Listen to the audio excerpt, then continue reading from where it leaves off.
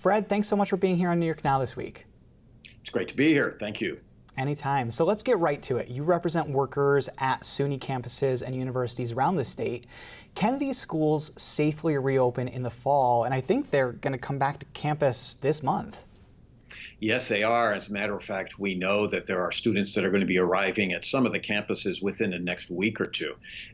We also, of course, face the reality that we have students who have already returned to the medical schools at Upstate, out at UB, Stony Brook, and Downstate.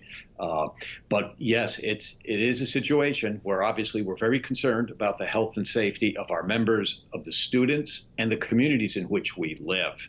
And that's why we have staked out the positions we have regarding what we believe is necessary for SUNY to have a safe reopening and to maintain the education process throughout the entire fall semester.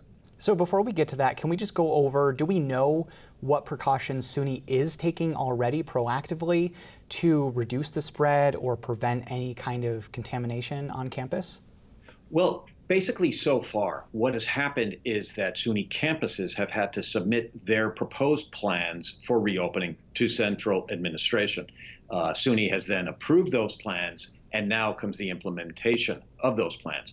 What is occurring and what we're seeing is that there is a variety across campuses. Some campuses, like at the University of Albany, Stony Brook University, now the College at Geneseo, they will be requiring testing of students before students arrive on campus, which is what we believe is an absolute necessity. Other campuses, however, have not taken that step.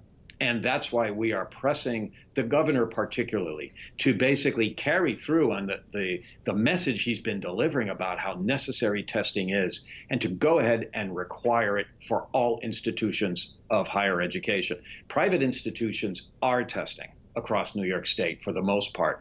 It's the public institutions, obviously, that we represent where we are concerned. And part of that concern comes from the fact that we do represent members who work in public hospitals. They have seen the ravages of COVID, face to face for months now. And we don't want those hospitals overrun again with another statewide outbreak. And so we believe very strongly that testing is an absolute necessity. So aside from testing, which is very important across all facets of this, tell me what else you want to see on these campuses for both faculty and students to keep people safe. Well, we believe that what's necessary then is to follow up with some sort of surveillance testing.